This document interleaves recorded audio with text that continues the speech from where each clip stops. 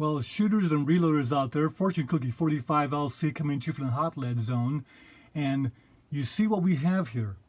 This is my die rack that's on the end of my reloading bench. And it's been really good. Organizes my dies very nicely. And it's been a while now, no rusting or corrosion of any of the dies, because I coat the threads with axle grease. But now here's the problem. All of these are full. So I've got all these other dies now that need to have a home. I've been kind of using these right out of the box. But the die rack works so well, time to make another die rack. And here, of course, on the other end of my reloading bench would be the perfect place for another die rack. But see, there's some problems back there. We have a connection for a shelf, a support for a shelf. That complicates things. So let's design this one a little differently. This one will be a simple one that is nice and portable and can be easily moved around. So let's go ahead and go to work. Now the challenge is to do this as simply and economically as possible. So I have here a finished plank that I got from a neighbor's remodeling project. He was going to throw away his shelving, and so I went ahead and put the nab on it, with his permission, of course. And by measuring out the proper spacing, we can go ahead and drill 7/8 inch holes in this plank for the dies to go through.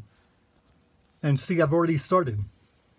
Nice thing about this project is it generates lots of sawdust that can be used for our casting, for flux.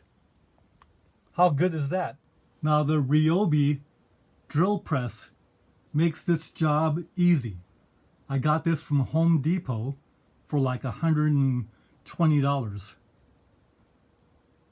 Powerful, and it is a nice bench drill press. Now what makes this job easy is a set of these end cutting wood drills from Harbor Freight. Now even with a cramped space, it's amazing how much you can get done. Now I've got that drill adjusted so that the little centering point goes through the other side of the shelving, and then it hits the stop so it doesn't go through, because if it does, it'll probably cause splintering of the wood on the other side. So now we go ahead and use our laser pointer. By the way, I wonder if that's how Crimson Trace got the idea for the laser pointers on the guns, because we have laser pointers on our drill press.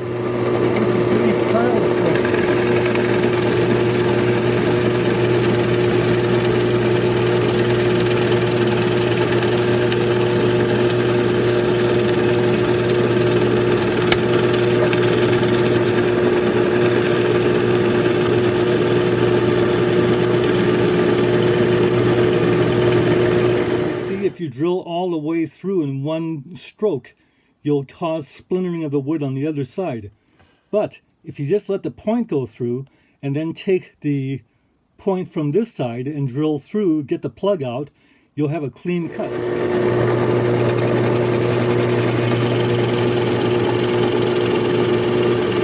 you let the drill go at its own speed.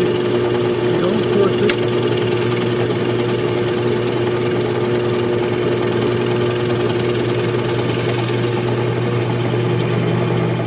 Stop allows the point of the drill to come through so we can drill from the other side and get a perfect fit.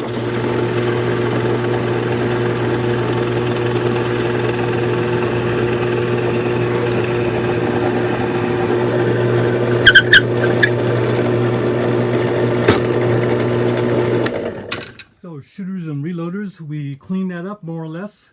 A wet towel would really help, but we go ahead and clean that up.